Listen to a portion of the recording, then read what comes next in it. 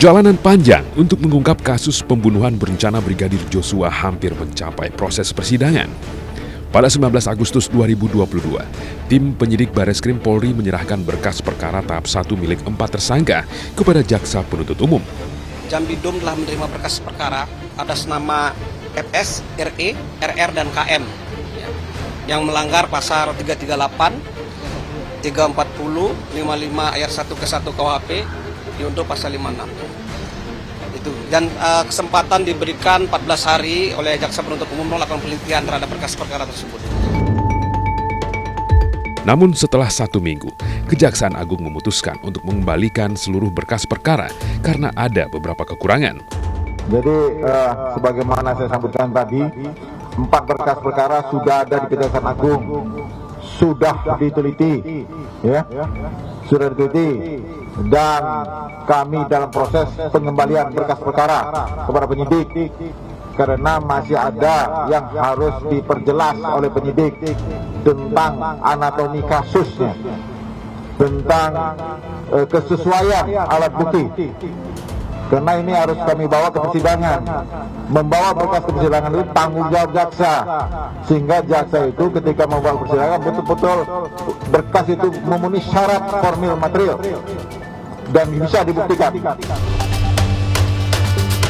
Sementara sebelumnya, Kapolri Jenderal Listio Sigit Prabowo juga menyatakan terus berkoordinasi dengan Kejaksaan Agung untuk melengkapi berkas perkara para tersangka yang terlibat pembunuhan berencana Brigadir J. Yang jelas proses Verdi Sambo pemeriksaan sudah mendekati penyelesaian. Kita sudah melaksanakan koordinasi berkas untuk segera diselesaikan terkait dengan kekurangan-kekurangan yang ada karena berkas sudah kita kirim. Tinggal kita menambah beberapa yang kemarin kita tetapkan untuk obstruction of justice. Sebetulnya ini sekarang sedang berproses, tapi untuk kasus utamanya Pak FS sendiri saat ini sudah mendekati lengkap ya. Tinggal kita lihat minggu depan kalau sudah dinyatakan oleh jaksa selesai, artinya berkas sudah bisa kita limpahkan. Sementara yang lain terkait dengan obstrak dan kasus-kasus yang memang saat ini sedang berproses akan menyusul kemudian.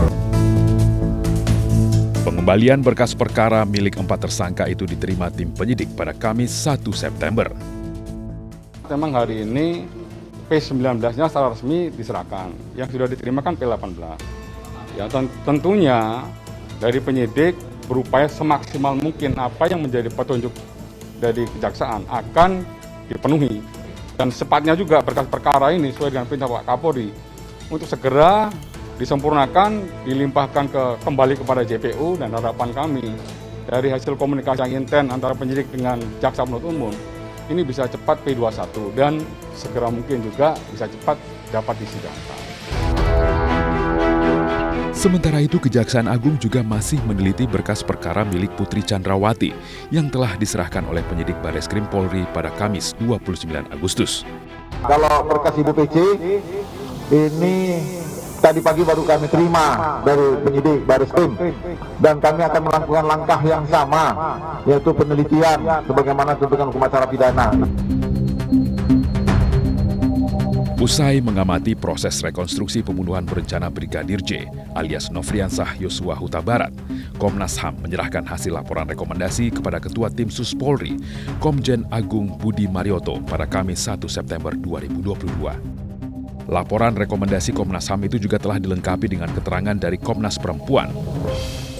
Hari ini tadi sudah disampaikan oleh Ketua Komnas HAM rekomendasi kepada kami Polri, terutama Bareskrim karena selalu penyidik, dan tentu Polri akan menindaklanjuti apa-apa yang direkomendasikan Komnas HAM untuk kita lakukan penyidikan sampai dengan di persidangan.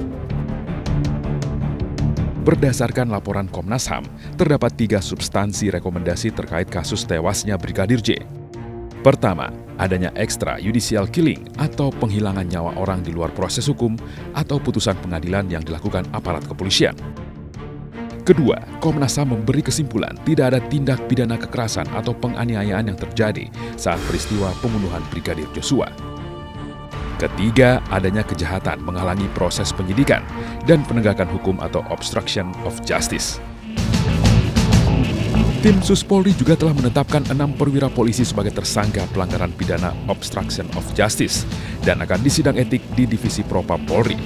Pada saat rilis Jumat yang lalu, sudah disampaikan ada 6, yaitu Saudara FS, DJP HK, KBP ANP, AKBP AR, Kompol DW, dan Kompol CP.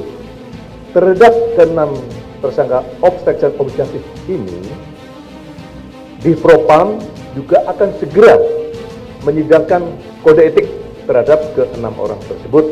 Bahkan kalau tidak salah hari ini mulai. Hari ini sudah mulai. Komnas HAM berharap rekomendasi yang diserahkan dapat menjadi pembanding dari temuan tim kepolisian sebelumnya. Supaya akurasi, validitas dari konstruksi peristiwa pembunuhan saudara Brigadir Joshua ini bisa betul-betul diungkap. Sebagaimana prinsip-prinsip keadilan yang memang diatur dalam perundang-undangan kita maupun di dalam prinsip-prinsip hak asasi manusia. Sejak 11 Juli 2022, publik dipertontonkan dengan kasus pembunuhan Brigadir Joshua yang penuh misteri dan teka-teki. Beragam isu liar dan yang seolah ingin menutupi fakta sebenarnya juga masih terdengar. Adanya peristiwa kematian Brigadir Joshua harusnya menjadi momentum Polri untuk membenahi diri jika ingin kembali mendapatkan kepercayaan masyarakat Indonesia. Jadi, jangan bilang Anda tidak tahu akan permasalahan ini, karena kami sudah memberitahukannya.